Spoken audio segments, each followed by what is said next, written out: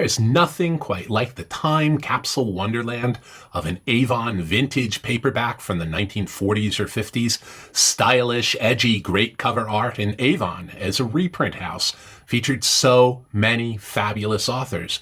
Speaking of time capsules, this 1950 promotional photograph for the automatic paperback vending machine for Avon Books, the VendAvon, is one of my all-time favorite images. So let's dive in and examine what we can learn from the photo and the books in the machine. But let's start with the young woman reading D.H. Lawrence's Love Among the Haystacks. Now, the choice of that book is very deliberate. In 1950, the year of the photo, Lawrence was still associated in the public mind with one of the most frequently banned and controversial books of the modern era, Lady Chatterley's Lover. It would take a major court case a decade after this photo was taken for Lady Chatterley's Lover to be published legally in its original unexpurgated form. Now, the most controversial thing about Love Among the Haystacks, a collection of beautifully written Lawrence stories, is probably the cover, which for Avon and the promotional photograph was precisely the point. The young woman may be holding in her hand a collection of stories frequently taught in university classes, but the impression from Lawrence's still wildly controversial reputation as the author of smut literature and that wild cover declares the young woman is reading pure, unadulterated, acetylene, and transgressive sex, or so it seems, and as Avon's publishers knew, cover art isn't everything, but it is a lot of the story. The first book on the VendAvon vending machine is Aphrodite, and that is a translation of Pierre Louis' 1896 scandalous novel of desires run amok and strange erotic behaviors in Alexandria, and specifically Demetrius's desire for the one woman in the city who spurns him, lots of ancient sex, a feast to Aphrodite, and an orgy. A play based on the book had recently been condemned by the New York mayor as obscene, leading to its immense popularity. Brilliant pundit and essayist Dorothy Parker complained at the time the book was so popular she could not find a copy anywhere. Next is The Amboy Dukes, Irving Shulman's 1947 controversial and immensely popular tale of a Brooklyn street gang during World War II. The Amboy Dukes was singled out in Senate hearings for censure during the moral panic about youth culture and delinquency in the 1950s. Then we have poet Elizabeth Barrett Browning's 1850 Sonnets from the Portuguese, containing some of the most moving love poetry in existence.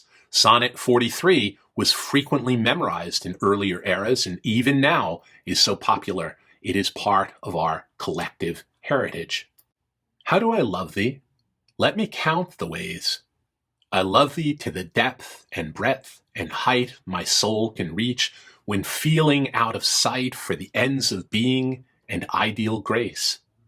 I love thee to the level of every day's most quiet need by sun and candlelight. I love thee freely as men strive for right. I love thee purely as they turn from praise. I love thee with the passion put to use in my old griefs and with my childhood's faith. I love thee with a love I seemed to lose with my lost saints. I love thee with the breath, smiles, tears of all my life, and if God choose, I shall but love thee better after death. Elizabeth Barrett Browning, Sonnets from the Portuguese. Agatha Christie's The Big Four was published in 1926, just after the mystery writer's mysterious disappearance and reappearance. Though it features Christie's regulars, Hercule Poirot, Hastings, and Inspector Japp, it is quite unlike any other Christie novel. For one thing, 30 years ahead of its time, it has a distinctively James Bond feel to it, with Poirot in battle against a mysterious organization of four outsized, genius-level arch-villains who, without anyone else detecting it, control much of the world's politics, commerce, and crime, and are all hell-bent on world domination. And unlike most of Christie's works, The Big Four requires an unceasing, willful suspension of disbelief. But you know what? I love the book with its global adventures and extremes and final victory, not only of Poirot's little gray cells, but of his extraordinary daring. We also get to meet, or at least think we do, Poirot's staggeringly gifted twin brother, Achille. And The Big Four also introduces one of my favorite characters in the entire Poirot universe, the flamboyant Countess Vera Rosikoff, a wildly eccentric and somewhat devious Russian aristocrat, a bit down on her luck. It's clear that in spite of Rosikoff's criminal leanings, Poirot is smitten with her brilliance and wild flamboyance and style, and she reappears several times in the Christie canon, including in the fabulous short story existing both in a censored form and a revised form that was published at the time, The Capture of Cerberus. And there we get to see the smitten Poirot very much in love. So I recommend both The Big Four and The Capture of Cerberus.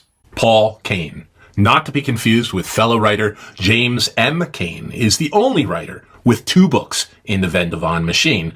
Cain's writing is pure acetylene, hard-boiled, distilled down to its raw, violent, urgent, always on edge core. Seven Slayers is a collection of stories that had appeared in Black Mask in the 1930s, and Cain's one novel, Fast One, published in 1933, is stitched together from stories that had appeared in Black Mask the year before, and might just be the most hard-boiled novel ever written. Its smart but warped protagonist, Kells, is a gangster who has been trying to muscle himself upward by making war on everyone, with his girlfriend, Granquist, by his side. In this crazy end game of a scene, Kells sits gravely wounded. Granquist at the wheel sits beside Kells as they flee for their lives through the night. The road curved a great deal. Granquist leant forward over the wheel. The rain beat against her face. Her eyes were narrowed to slits against the wind. There was the faint sound of a shot, too. Behind them, a metallic thud as a bullet buried itself somewhere in the body of the car. Kells opened his eyes, turned to look back. He grinned at Granquist, and his face was whiter than anything she had ever seen. He glanced ahead, said, "Give it hell, baby." Then he groped in his pocket, pulled out a big automatic. He smashed the glass of the rear window with the muzzle and rested the barrel on his forearm. Sighted, fired. He said, "Missed," swore softly. He fired again, and as the car behind them swerved crazily off the road and stopped, said, "Bullseye," laughed soundlessly. They passed 2 cars going the other way. Kells, looking back, saw one of them stop and start to turn around. Then they went around a curve, and he couldn't see the car anymore. He glanced at the speedometer. "You'll have to do a little better. I think there's a fast one on our tail now." She said, "The curves." "I know, baby. You're doing beautifully. Only a little faster." He smiled. Granquist asked, "How's the cough?" "Swell, I can't feel it anymore." He patted his chest. "I feel a lot better." She braced herself and used the brake hard as they went around a sharp curve. "There's a pint of bourbon in the side pocket. We got it from Jake back at the Trick Speakeasy." Kells said, "My God, why didn't you tell me about it before?" He reached for the bottle. "I forgot." She jerked the wheel suddenly, hard, screamed between clenched teeth. Kells felt the beginning of the skid. He looked outward, forward, into blackness. They were in space, falling sidewise into blackness. There was grinding, tearing, crashing sound. Falling. Black. There was a light somewhere.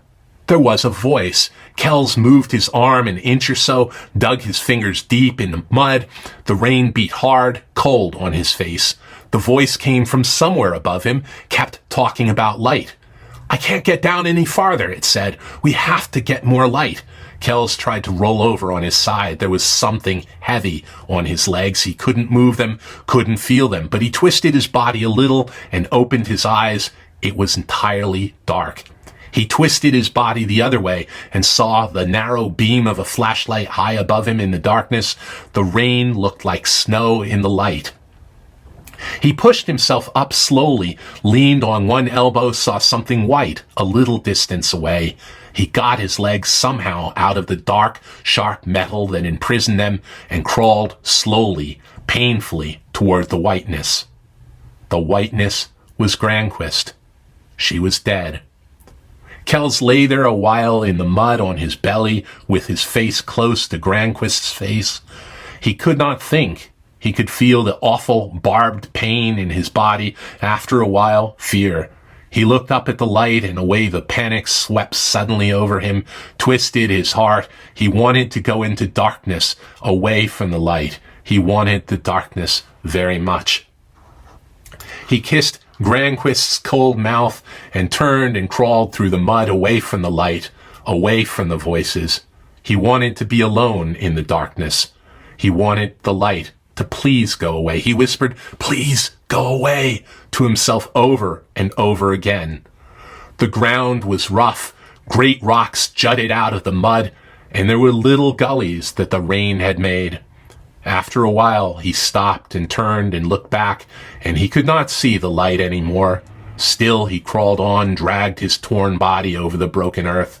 In the partial shelter of a steep, sloping rock, he stopped, sank forward, down. There, after a little while, life went away from him. And Frederick Nebel, he was a Black Mask writer as well. In fact, all the stories in this sextet of murderous femme fatales first appeared in the pages of Black Mask. And there we read right on the cover, 6 Black Mask murder mysteries written with the hard-boiled action of Hammett, Chandler, and James M. Cain. Indeed. The back cover blurb is a masterpiece of a period in which the femme fatale was in its ascendancy in both fiction and film. The female of the species is the more deadly. And you're in for trouble if you think that this holds true only for the Black Widow spider. Donnie Donahue, ace private eye for the Interstate Detective Agency, finds out the hard way when he runs afoul of a half-dozen homicidal sirens who threaten to post a permanent no vacancy sign on the door of the morgue in this heart-stopping collection of Black Mask mystery yarns. Tough Donnie runs into a pair of sultry, ebony-haired sisters with a following of trigger-happy hoods in a mad scramble for a hot diamond. He barely comes out alive, only to latch onto the whip end of a blood-stained string of pearls in a deadly tug-of-war with a felonious blonde. He finds himself tottering along a trail of silk stocking slings with high-heeled death stalking his every step. All right, I'm going to stop there for now in part 2 of the time capsule video about the 1950 Avon Books VendAvon. I'll look at Raymond Chandler's Finger Man, which Chandler used for his great novel, The Big Sleep. That story, like so many others in the VendAvon machine, first appeared in the pulp magazine Black Mask. Then it is on to the indiscretions of Emile Zola's The Counting House, also called The Killing. Then it's the short story collection Tropical Passions, and then Viña Delmar's Capped Woman and Ralph M. Farley's Delightful and Earth Man on Venus. As always, thank you for watching, and if you enjoyed this foray into the 1950 VendAvon, please like and subscribe, and I'll see you soon.